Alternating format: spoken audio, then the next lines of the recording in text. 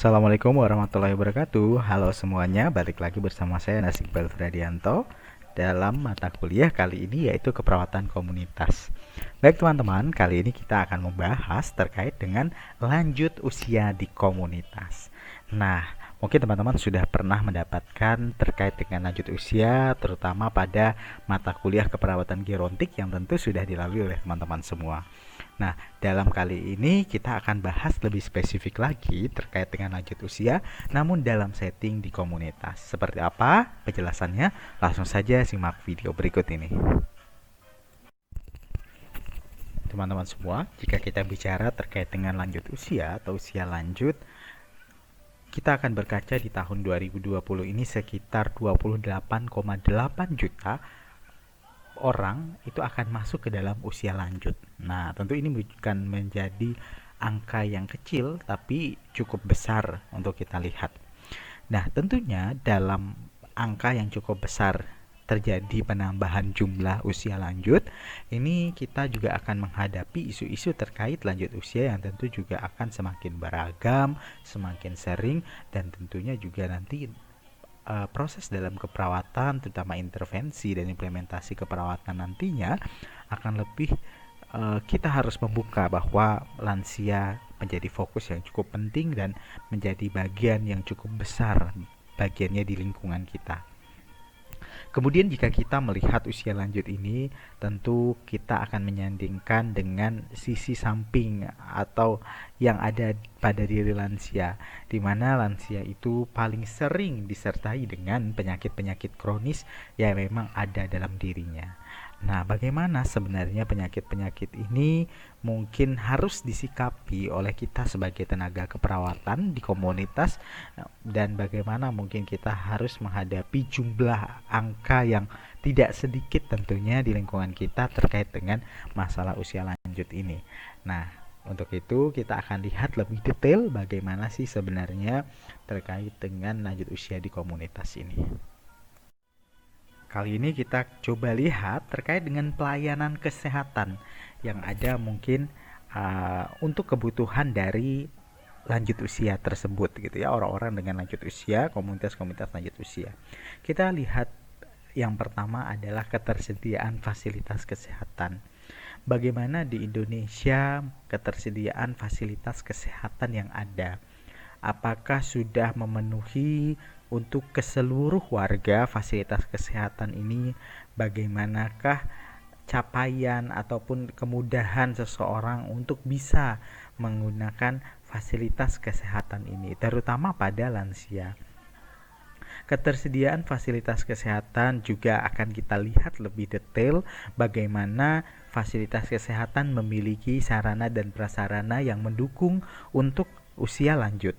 Apakah hanya sekedar hal-hal yang sifatnya wajib saja yang ada di vaskes tersebut, atau memang sudah memenuhi standar untuk kebutuhan dari lanjut usia yang memang kita sudah lihat tadi gambarannya cukup besar di lingkungan kita sendiri gitu ya.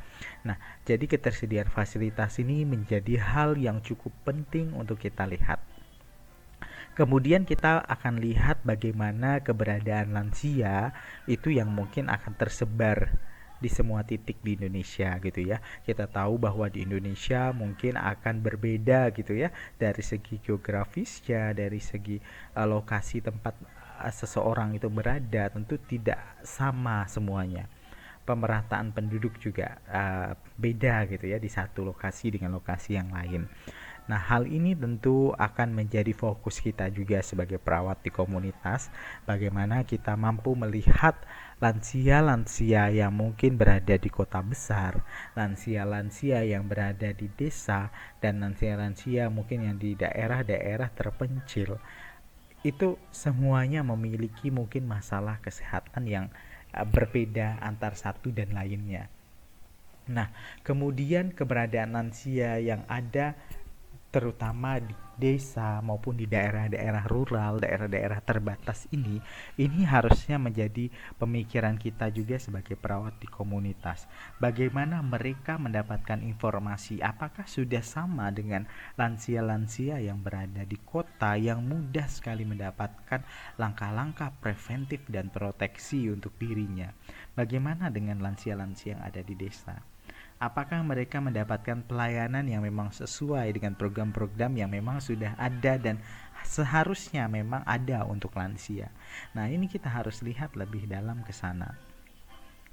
Mungkin kenyataannya kalau kita lihat gitu ya, salah satu mungkin misalnya program Posyandu Lansia mungkin yang menjadi program yang mungkin ada di fasilitas kesehatan pertama atau Vaskes primer gitu ya, pelayanan kesehatan tingkat pertama, tingkat primer.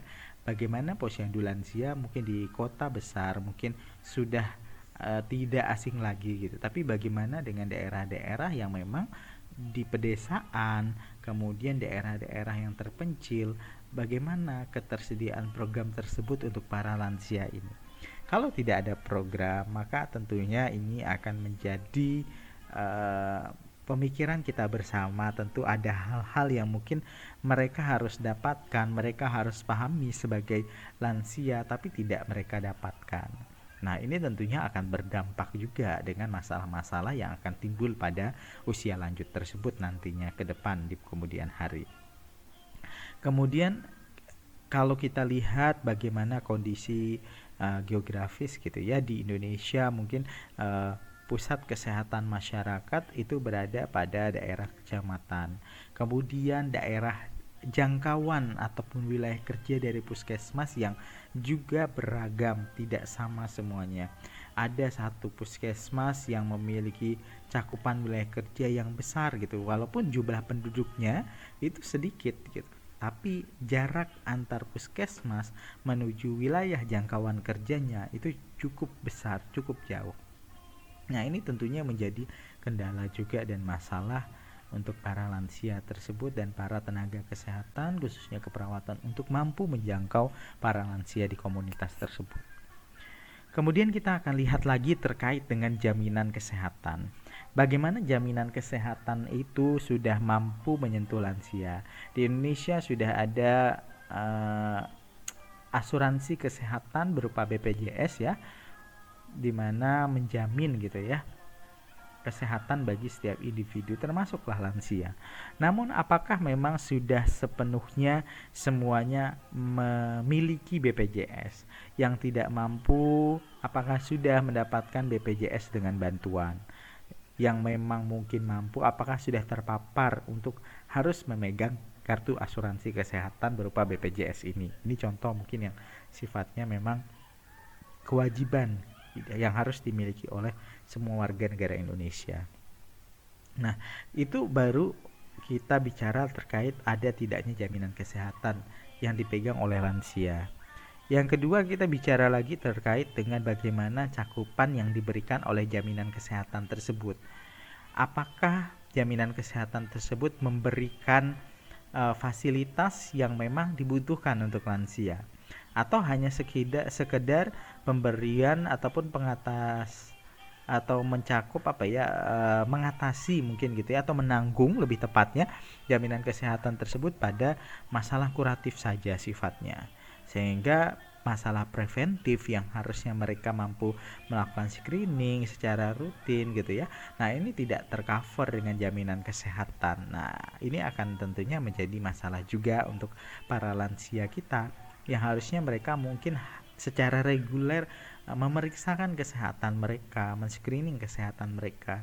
Tapi karena tidak adanya fasilitas jaminan kesehatan yang mengcover itu semua, atau bukan kalau ada hanya sebatas kecil saja, maka ini yang menjadi masalah. Sudah ada belum promosi kesehatan, edukasi kesehatan yang tercover dengan jaminan kesehatan ini? Nah, kalau tidak ada, tentu ini juga menjadi masalah juga gitu ya untuk jaminan kesehatan ini pada lansia. Kemudian kita lihat lagi terkait dengan pelayanan kesehatan ini adalah transportasi. Bagaimana lansia yang mungkin sudah benar-benar tidak berdaya atau berdaya namun bergantung dengan orang lain, ini sangat membutuhkan transportasi untuk menuju ke pelayanan kesehatan, untuk mengakses pelayanan kesehatan. Transportasi yang dimiliki sendiri ataupun transportasi yang disediakan oleh pemerintah apakah ada atau tidak. Nah, ini juga harus kita lihat gitu sebagai perawat di komunitas. Kalau ini menjadi masalah dan belum terselesaikan, maka lansia tidak datang ke vaskes. Bisa jadi masalahnya bukan mereka tidak mau, tetapi transportasinya tidak memadai, tidak bisa untuk menjangkau dari pelayanan kesehatan tersebut. Kemudian pelayanan preventif, pelayanan pencegahan. Nah, ini upaya-upaya yang harus mungkin lebih ditingkatkan dalam beberapa level promosi kesehatan yang harus dilakukan.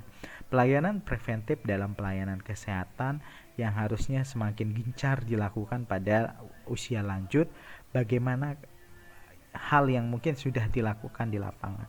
Bagaimana kenyataannya, bagaimana modifikasi pelayanan preventif yang harusnya dilakukan oleh seorang perawat ataupun tenaga kesehatan lainnya yang tentunya bekerja sesuai dengan profesional profesinya masing-masing. Nah, ini beberapa hal yang mungkin terkait gambaran pelayanan kesehatan yang mungkin bisa kita lihat masalah-masalahnya dan tentunya bisa kita carikan mungkin solusi-solusinya ketika kita nanti berada di tengah-tengah masyarakat di komunitas dan khususnya menghadapi kelompok agregat dalam usia lanjut ini. Baik, kita akan lanjut melihat bagaimana isu penting lainnya terkait dengan lanjut usia di komunitas ya. Kita bisa lihat adanya yang namanya penganiayaan lansia yang pertama. Penganiayaan lansia ini tidak secara fisik saja, tetapi bisa juga penganiayaan lansia melalui aniaya verbal, melalui ucapan. Tak jarang mungkin teman-teman yang sudah sering berinteraksi dengan para lanjut usia, terutama di lingkungan keluarga Anda, mungkin bagaimana menghadapi lansia tersebut. Tentunya tidak mudah untuk kita menghadapi orang yang sudah lanjut usianya. Hal-hal tertentu apabila tidak bisa disikapi dengan baik oleh seseorang, ini akan bisa sekali merujuk kepada penganiayaan terhadap lansia. Membentak lansia, menghujat lansia, memberikan kata-kata kasar terhadap lansia. Ini juga berupa penganiayaan terhadap lansia ini. Ini sangat sering dan menjadi isu yang cukup penting untuk kelompok lansia di komunitas.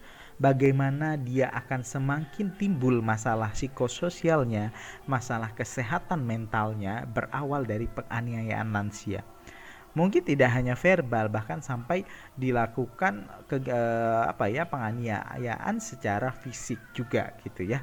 Itu mungkin bisa terjadi gitu ketika mungkin lansia yang susah diatur, lansia yang sudah tidak mendengar, kemudian ketika diinstruksikan sesuatu susah untuk melakukan, atau lansia yang mungkin bersikap seperti anak kecil gitu ya, diperlakukan ya sama kayak anak kecil, orang dewasa tersebut menganggapnya, sehingga membentak, memarahi gitu ya, yang tentunya menyinggung untuk para lansia tersebut. Nah, ini sebenarnya merupakan hal-hal yang akan timbul di komunitas yang menyebabkan dampak masalah lansia itu akan semakin besar, baik terkait dengan masalah fisiknya nanti ataupun masalah mental atau kesehatan mental. Kemudian isu yang kedua kita akan lihat terkait dengan keamanan komunitas. Lansia yang cenderung tidak berdaya, lansia yang cenderung sudah melemah dalam segala hal, ini perlu mendapatkan sebuah komunitas yang sangat aman. Bagaimana kita lihat mungkin di hampir setiap bulan ya, kalau di Indonesia ada yang namanya pencurian, perampokan yang terjadi pada rumah lansia. Nah, ini artinya ada ketidakamanan di lingkungan lansia tersebut. Orang-orang mungkin memanfaatkan kelemahan seorang lansia tersebut, ketidakberdayaan lansia tersebut untuk melakukan tindakan kejahatan. Maka keamanan di komunitas untuk lansia menjadi aspek yang juga harus kita lihat. menjadi aspek yang cukup penting untuk kita jaga. Bagaimana menempatkan keamanan di komunitas yang apalagi yang banyak lansianya, ini harus tentunya lebih gencar untuk dilakukan. Kemudian isu yang ketiga kita lihat terkait dengan ketakutan terhadap kekerasan. Mungkin lansia-lansia itu punya pengalaman buruk sebelumnya. Mungkin lansia-lansia itu cenderung melihat cuplikan-cuplikan di TV, sinetron sebelumnya saat dia dewasa, akhirkah atau bahkan saat dia lansia. Mereka akan cenderung lebih takut gitu ya terhadap kekerasan yang terjadi. Baik pada dirinya, baik pada tetangganya, temannya, atau bahkan mungkin seliweran berita yang ada. Ketakutan terhadap kekerasan ini akan berdampak buruk terhadap lansia. Ketidaktenangan, kekhawatiran akan muncul pada lansia tersebut. Kemudian isu lainnya adalah terkait kesehatan mental. Nah, kesehatan mental ini tentunya berawal dari faktor-faktor sumber-sumber yang mungkin berkaitan erat dengan isu-isu sebelumnya yang sudah kita bahas. Ataupun mungkin isu-isu lainnya gitu ya, terkait dengan bagaimana kondisi keluarga menempatkan lansia, bagaimana lansia kehilangan pasangan di dalam keluarganya. Nah, ini akan mengalami mungkin sedikit banyak berpengaruh terhadap psikososial dari lansia, psikologisnya maupun interaksi sosial pada lansia tersebut. Sehingga kesehatan mentalnya mungkin akan beresiko untuk terganggu juga.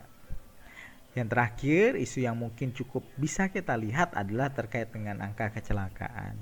Baik ini kecelakaan cedera, jatuh, segala macam, ini bagian dari kecelakaan. Lansia yang mungkin mengendarai kendaraan masih aktif gitu ya, padahal sudah mengalami penurunan terkait dengan fungsi penglihatannya. Nah, resiko kecelakaan di jalan tentu akan semakin besar pada lansia. Kemudian lansia-lansia yang mungkin aktif berjalan kaki atau bersepeda gitu ya, mau menyeberangi jalan segala macam, atau bersepeda mengenai sepeda mungkin tidak mendengar klakson dari belakang gitu ya, karena sudah menurun fungsi-fungsi pendengarannya. Nah, ini juga akan berisiko untuk mengalami kecelakaan.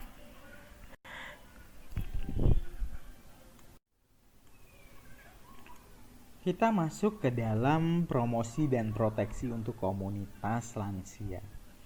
Nah, tentunya masalah-masalah yang sudah tergambarkan sebelumnya, yang sudah kita paparkan dan kita dengar bersama terkait dengan bagaimana kondisi lansia berada di komunitas, tentunya ada upaya yang harus dilakukan oleh seorang perawat komunitas, terutama dalam hal promosi dan proteksi yang harus dilakukan.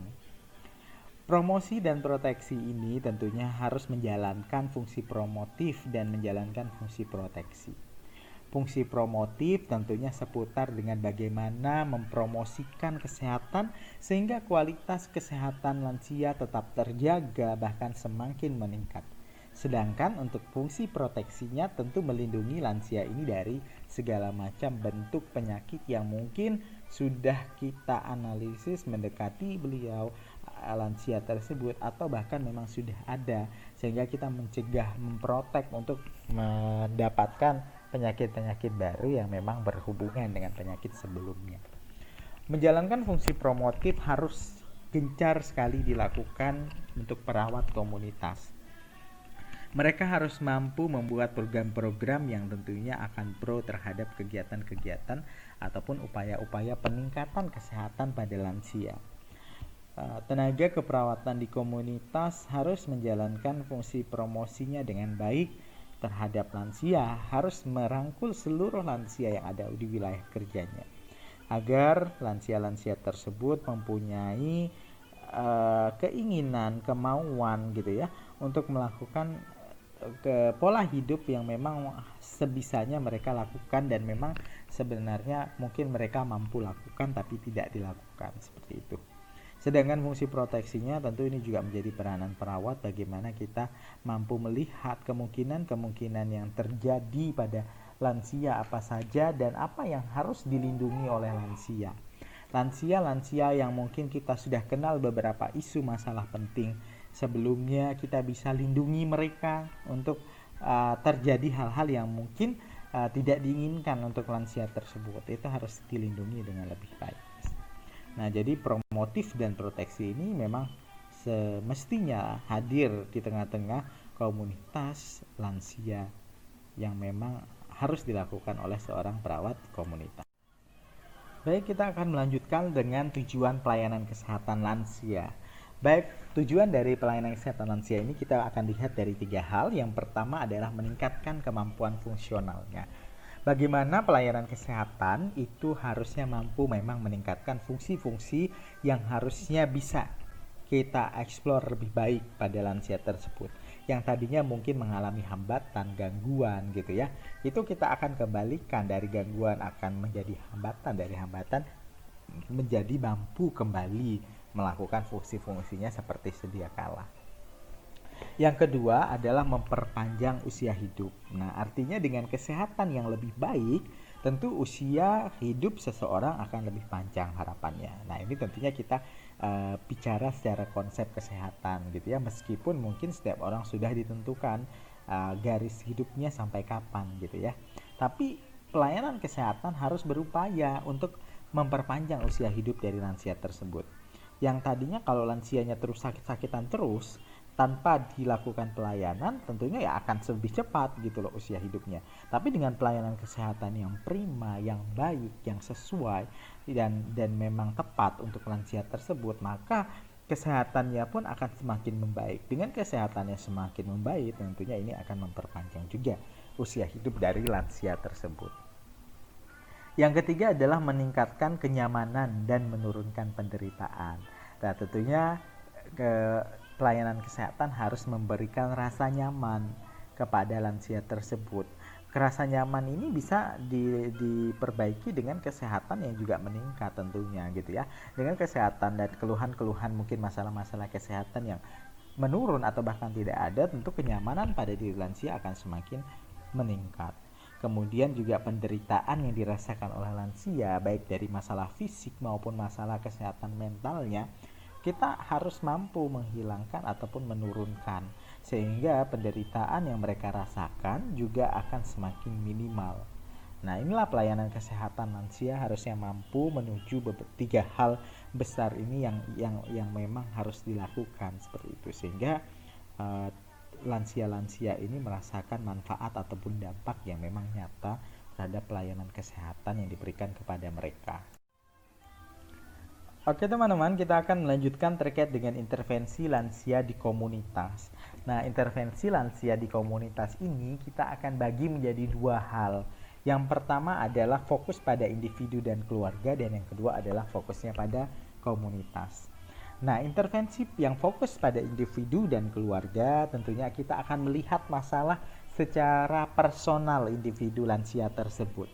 Kemudian bagaimana individu itu bisa mengatasi masalah-masalahnya melalui orang yang ada di dekatnya, yaitu siapa? Keluarganya. Sehingga fokus intervensi kita berfokus pada penyelesaian masalah individu, kemudian merangkul keluarganya untuk mampu turut serta membantu menyelesaikan masalah pada lansia tersebut, personal lansia tersebut. Kemudian kalau kita lihat pada fokus komunitas, ini juga perlu kita lakukan intervensinya untuk lansia. Bagaimana kita melihat satu wilayah kerja kita, satu RW tempat kita bekerja sebagai perawat komunitas, misalnya sebagai penanggung jawab di RW tersebut. Kita lihat berapa kelompok lansia yang ada. Kita kelompokkan berdasarkan masalah kesehatan fisiknya kah? Kita kelompokkan berdasarkan masalah kesehatan mentalnya kah? Atau kita menggabungkan secara usia untuk hanya meningkatkan perlindungan ataupun preventifnya pada lansia tersebut. Kita membuat kelompok-kelompok yang mana mereka akan merasakan bahwa mereka itu berada pada komunitas ataupun kelompok yang tidak sendiri. Mereka punya rekan yang seusia mereka. Mereka punya rekan yang memiliki masalah kesehatan yang sama dengan mereka. Sehingga mereka akan merasa tidak sendiri menghadapi apapun yang mungkin terjadi pada dirinya. Mereka akan punya motivasi tentunya ketika mereka punya kelompok komunitas yang ada di sekitar mereka yang memiliki ataupun menjadi gambaran dari mereka sendiri. Ini bisa meningkatkan tentunya kualitas hidup dari para lansia tersebut. Nah, Intervensinya tentu kita akan bicara ketika individu dan keluarga, maka kita larinya pada ke intervensi fokus pada keperawatan keluarga, khusus pada fase tahap lansia. Kemudian pada komunitas, maka kita intervensi di komunitas, bagaimana kita melakukan misalnya peningkatan manajemen kesehatan pada lansia tersebut. Kita buatlah kelompok hipertensi di RW 1, kita buat kegiatan rutin misalnya untuk melakukan atau tujuan untuk memperlancar peredaran darah, maka dilakukanlah tindakan-tindakan misalnya senam bersama khusus lansia. Nah, ini bisa dilakukan intervensi-intervensi yang memang sesuai untuk lansia. Jadi tidak boleh lepas dari individu, keluarga maupun komunitas untuk lansia, kita berikan intervensi dan implementasinya. Baik, kita bicara lansia di komunitas, tentu tidak lepas dari prinsip empowerment, pemberdayaan untuk lansia tersebut. Kita harus mampu melakukan mitra, bekerja sama dengan komunitas lansia yang ada di tempat kita bekerja nantinya.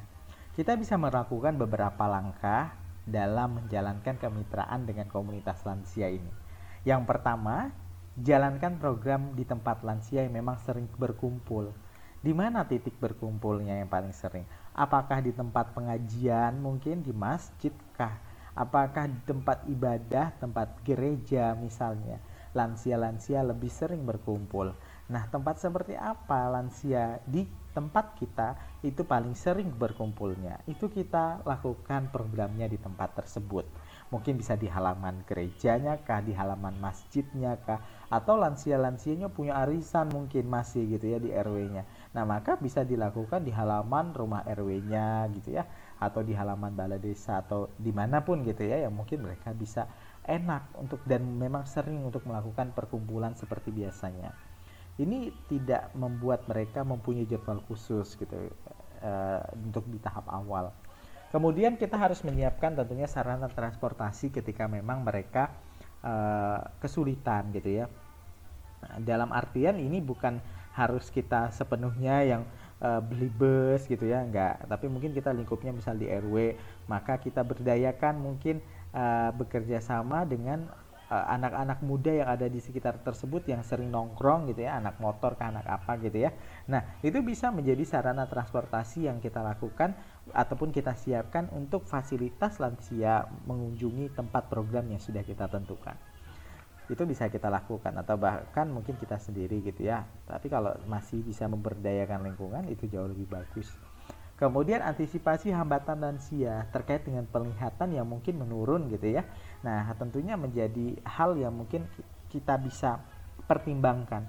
Kita memberikan edukasi misalnya, maka antisipasi hambatan lansia dalam penglihatan, kita sediakanlah gambar yang besar, contoh-contoh yang besar, tulisan-tulisan yang besar untuk kita jelaskan terkait dengan edukasi yang mau kita sampaikan. Ini harus kita sesuaikan sekali dengan hambatan-hambatan yang mungkin terjadi pada lansia tersebut. Lansia yang sudah mengalami penurunan pendengaran tentu harus ada sound system ketika kita mau melakukan intervensi atau menguatkan suara ketika berada dalam lingkup komunitas yang mungkin cukup kecil dan tidak besar seperti itu. Maka itu bisa kita lakukan. Kemudian kita akan pertahankan aktivitas secara perlahan gitu ya. Jadi tidak langsung numbruk dalam waktu yang lama. Jadi kita pertahankan secara kontinu berjalan walaupun pertama-tama sangat singkat gitu ya dari segi mungkin waktunya. Kemudian berikan lansia waktu berbagi pengalaman. Lansia paling senang bercerita, teman-teman. Jadi kita harus berikan kesempatan mereka untuk bercerita. Kita harus tanyakan pengalaman mereka. Kita harus menanyakan pendapat mereka terkait dengan program yang kita jalankan. Mereka akan sangat senang untuk membagi pengalaman mereka. Dan itu harus kita hargai dan kita apresiasi tentunya. Kemudian pertahankan pengajaran dalam waktu yang singkat. Nah, ini berkaitan tadi dengan waktu mungkin tidak terlalu lama, waktu aktivitas yang kita sudah janjikan gitu ya, jangan sampai 2 jam pertemuan gitu ya, itu tentu melelahkan untuk lansia. Kecuali mungkin ada beberapa agenda gitu ya, senamnya 30 menit gitu ya, edukasi 15 menit, 15 menit bercerita. Nah, tapi ada ataupun bagian-bagiannya seperti itu, sehingga waktunya tidak dirasakan jadi 2 jam cuma buat melakukan edukasi. Nah, itu tentu sangat membosankan.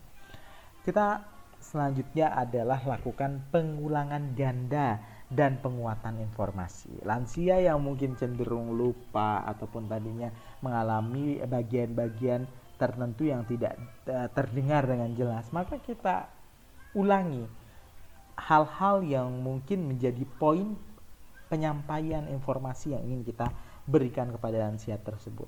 Pengulangan ganda informasi, diulang kembali, ataupun kita kuatkan informasi tersebut. Apa tujuan dari kita ingin ketemu tersebut, kita sampaikan lebih tegas kepada lansia. Kemudian kita menyusun pendidikan kesehatan yang memberikan rasa nyaman kepada lansia gitu ya. Apa saja programnya gitu ya, tentunya membantu menyelesaikan masalah-masalah yang terjadi pada lansia. Dorong juga keterlibatan keluarga lansia tersebut gitu ya, atau teman ataupun kerabat, sehingga mereka menjadi support system untuk lansia ini. Jadi lansia tidak mengatasi masalahnya dengan sendirinya gitu, tapi ada orang-orang di sekitarnya yang memang terlibat di dalamnya dan mampu untuk mengatasinya. Nah, kemudian advokasikan kebijakan dan peningkatan sumber-sumber yang memang pro terhadap lansia. Kita lihat mungkin kebijakan-kebijakan yang mungkin tidak sesuai gitu ya dengan lansia, itu kita advokasikan. Kemudian sumber-sumber daya yang ada, mungkin kita butuh tempat atau space yang memang khusus untuk lansia di desa tersebut, maka kita bisa advokasikan ini untuk kebutuhan lansia yang memang harus terpenuhi gitu. Kalau misalnya dalam segi yang mungkin besar gitu ya, di kota mungkin ada beberapa kota yang sudah punya taman khusus lansia, di mana lansia punya tempat untuk berjalan santai, di mana lansia bisa merefleksikan kakinya gitu ya. Ada beberapa mungkin yang sudah sampai ke sana gitu. Nah, ini kalau belum ada, bisa kita sebagai peran komunitas untuk melakukan advokasi dalam hal ini. Kita suarakanlah kebutuhan-kebutuhan lansia ini di tengah-tengah komunitas seperti apa. Oke teman-teman, kali ini kita akan lebih spesifik bicara tentang kebutuhan promosi kesehatan pada lansia. Yang pertama dari pelayanan kesehatan. Nah, jadi promosi kesehatan pada lansia, bagaimana pelayanan kesehatan ini harus bisa merangkul lansia secara keseluruhan, harus sesuai program-program yang ada gitu ya. Pelayanan kesehatan mampu menyentuh mereka, mampu memberikan sesuai dengan kebutuhan. Kemudian terkait dengan nutrisi, kebutuhan promosi kesehatan terkait nutrisi juga menjadi aspek yang penting. Bagaimana lansia-lansia mungkin cenderung menurun gitu ya, kemampuan mereka untuk mengkonsumsi makanan gitu. Nah, kebutuhan nutrisi yang tepat mungkin bisa menjadi ide dalam promosi kesehatan atau kebutuhan promosi kesehatan lansia. Namun ini tentu disesuaikan lagi dengan kelompok lansianya. Terkait dengan nutrisi, bagaimana kebutuhan yang lebih sesuai. Apakah terkait dengan sumber nutrisinya atau terkait dengan pola pemberian nutrisinya atau hal lainnya.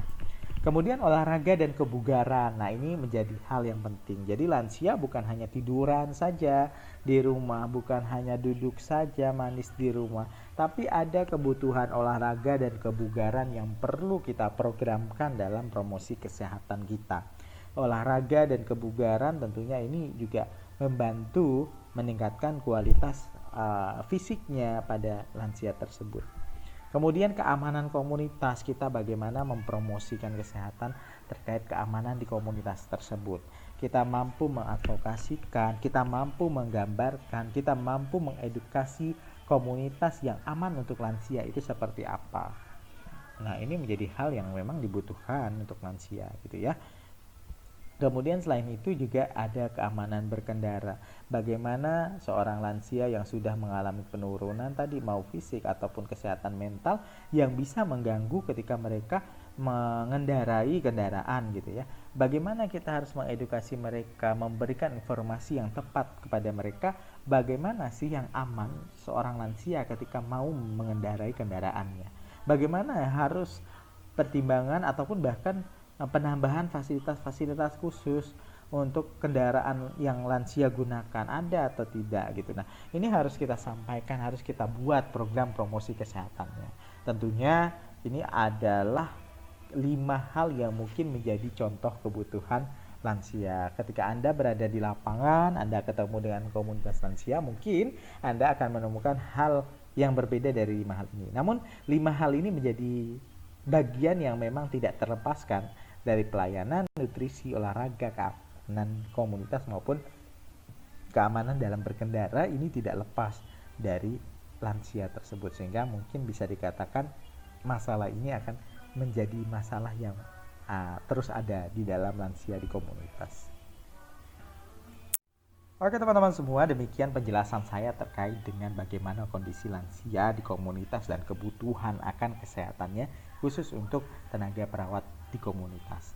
Semoga video yang saya sampaikan pada video kali ini bisa memberikan manfaat, memberikan tambahan wawasan, berdampak untuk Anda sebagai perawat komunitas atau calon perawat komunitas nantinya.